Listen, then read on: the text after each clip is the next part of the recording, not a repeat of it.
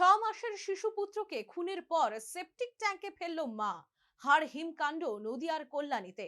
অভিযুক্তকে গ্রেপ্তার করেছে পুলিশ। নদিয়ার কল্যাণী থানার সগুনা তেলিগাছের বাসিন্দা এই অভিযুক্ত বধূর নাম রূপা ঘোষ। তার স্বামী সোমনাথ ঘোষ পেশায় জলের ব্যবসায়ী। বছর 3 আগে সোমনাথের সঙ্গে বিয়ে হয় রূপার। এটা মহিলার দ্বিতীয় বিবাহ। তবে এই সংসারও খুব একটা সুখের ছিল না। অশান্তি লেগেই থাকে দম্পতির মধ্যে। এরই মাঝে শুক্রবার রাতে হঠাৎ করে ঘর থেকে ছেলে চুরি হয়ে গিয়েছে বলে সকলকে জানায় মা রূপা। এরপর খোঁজাখুঁজি শুরু করা হয়, খবর দেওয়া হয় থানায়। এই পর্যন্ত এসে দরজা পর্যন্ত এসে দেখি যে ও ঘরে ঢুকছে। আমি বলছি কি লাইট বন্ধ কেন? লাইট, এই লাইটটাও বন্ধ আর বারান্দার লাইটও বন্ধ। তখন কটা বাজে? ওই 7:30 8টা, ওই 7:45 7:30 এরকম হবে। এবার আমি বলছি যে লাইটটা বন্ধ কেন? বলছে ও কিছু বললো না। আমি আবার লাইটটা জ্বেলে আমি আবার রান্নার কাছে আবার যাচ্ছি। যে রান্নার কাছে যেতে গিয়ে দেখি ছেলেটা নেই। আমি আবার বৌদিকে বলছি, বৌদি ছেলে কোথায় গেল? তুমি নিয়ে গেছো? কি কি কি হলো? ছেলেটা কোথায় গেল? বলছে কই আমি তো জানি না, তুই তো ঘরে ছিলিস, রান্না করছিলিস, তাহলে আমি কি করে বলবো? আমি বলছি আমি তো জানি না, আমি তো ঘরে রান্না করছি আমার মতো। ও আবার কি করেছে, আমাকে সবজি টবজি সব বার করে দিয়ে এসেছে, মানে কাটাকুটি করার জন্য। আমি সবজি আমার মতে আমি সবজি কাটছি আর বাচ্চাটা ঘুমাচ্ছিল বলে অত আমি তন্মন দিইনি যে ঘুমাচ্ছে তাহলে আমি সবজি কটা কেটে নি। ওর মা বাথরুমে গেছে, এই করে এবার ওর মা বাথরুমে গেছে।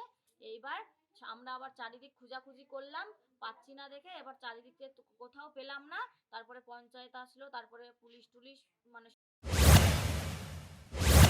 খবর পেয়ে পুলিশ যায় ঘটনাস্থলে। রূপাকে জিজ্ঞাসাবাদ করতেই সন্দেহ দানা বাঁধে তাদের মনে।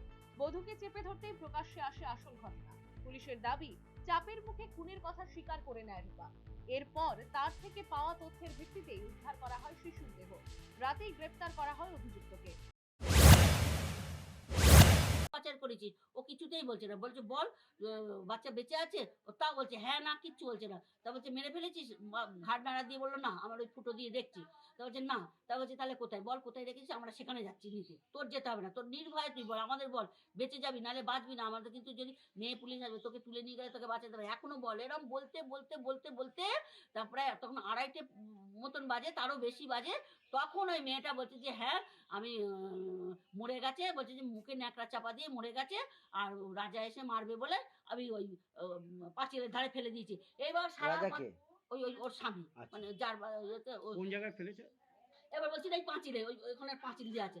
এবার পাঁচিল চাষে খুঁজে নেই পাঁচিল, তখন আবার এসেছে, আবার ঘরে ঢুকেছে, দিয়ে আবার খুব ঝামেলা করছে, মানে 2-4 চাপ দিয়েছে পুলিশ।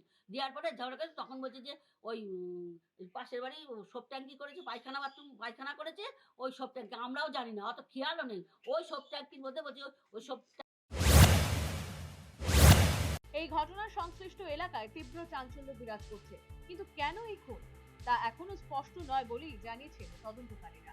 Bureau report.